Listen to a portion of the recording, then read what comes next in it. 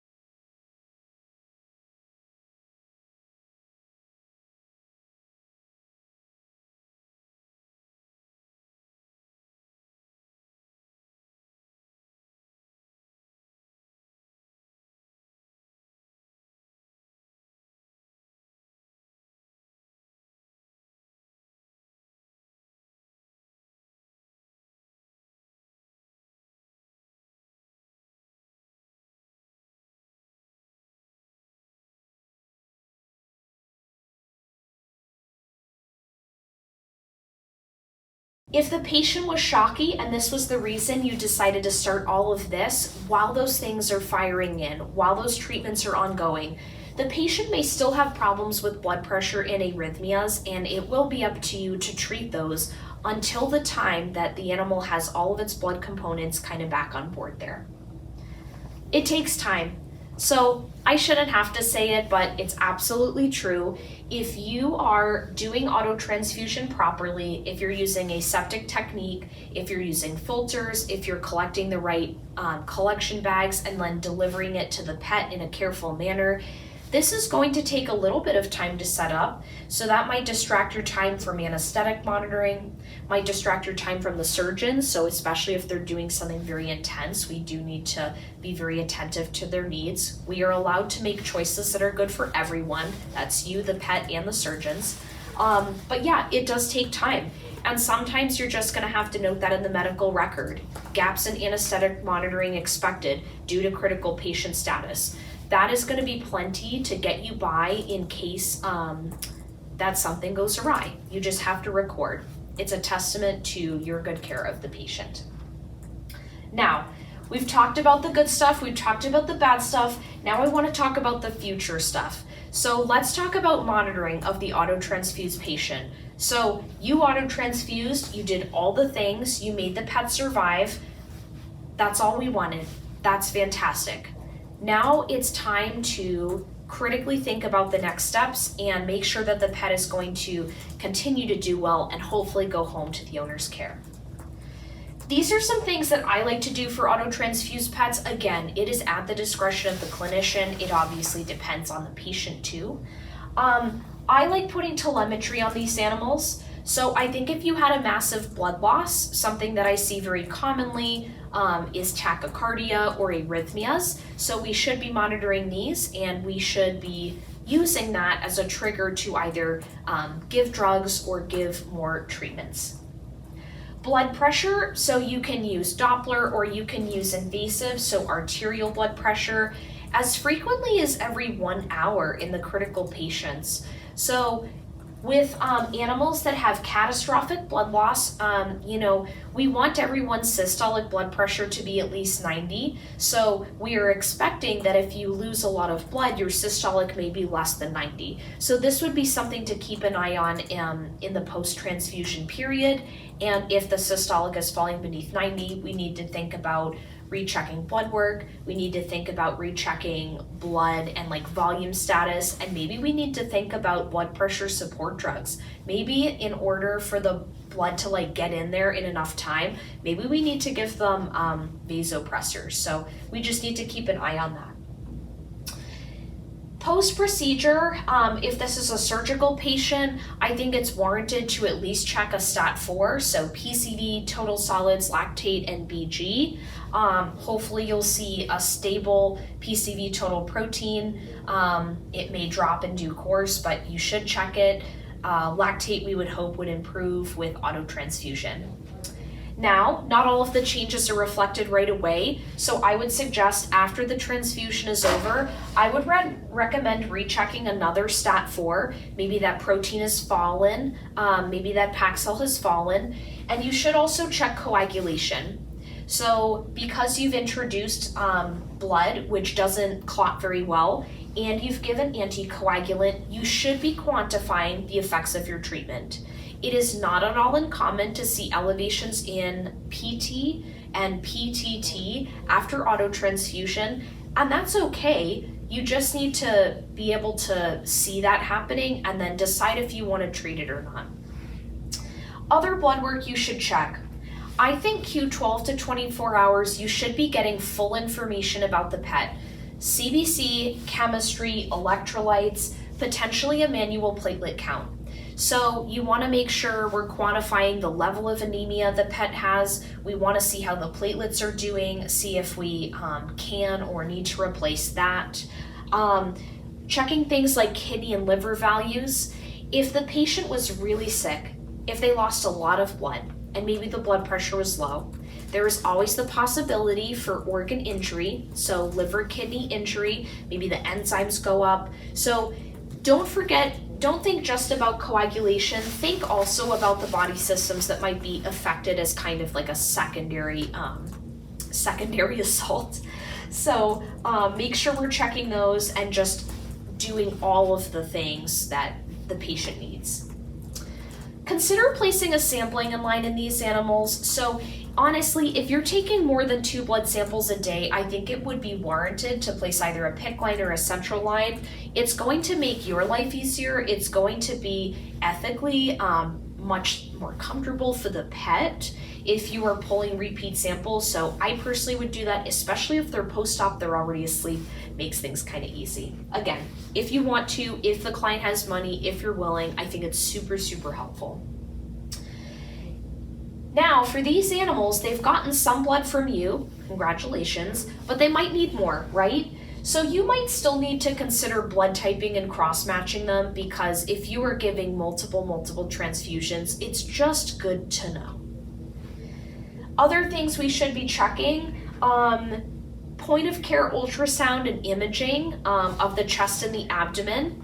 So something that we always worry about with massive blood loss is going to be problems with bleeding, going to be problems with albumin and low blood pressure. Now, one of the complications that can occur from bleeding disorders and low protein are things like bleeding into lungs, bleeding into the belly. So we can not only do blood work and physical exams to see how the pet's doing, we can also do imaging studies. So this is a great way, point of care ultrasound is a great way just to say, hey, is there still ongoing bleeding? Is it bleeding into a place that's going to affect me, like the lungs? Another thing we should think about on the same vein is something called transfusion-associated lung injury. So this is something that can happen with animals that get blood transfusions. That is also something we should be watching out for. So imaging, rest watch, just kind of on our radar. Now lastly, this one's pretty simple, but it is so important to remember. These pets are usually very sick. They're usually in the hospital for a long time, and usually their bill's very high. We may have given them medicine and transfusion and given them all of the ingredients they need to feel better, but some of these animals just need time. Like maybe they had bleeding because of a trauma, or maybe they had bleeding because of cancer. We may have fixed the secondary issue, like the aftermath, but we haven't fixed the primary problem, right? That's just gonna take time for us to get through. So even if the pet doesn't look better right away, as long as the client is willing and you're willing to try, just hold on, give these guys some time to sort it out. I say all the time, how have dogs and cats survived the millennia? And it is kind of true. Sometimes it's gonna take several days for these things to declare themselves, and the only way we know if these things are definitely not going to work is if we don't try. So make sure we have understanding and clear communication with the technical team and the care team, but also with the owners, that sometimes, yes, money is required, yes, diligent care is required, but sometimes they just need a little bit of TLC and time to get through all of this. And that's it.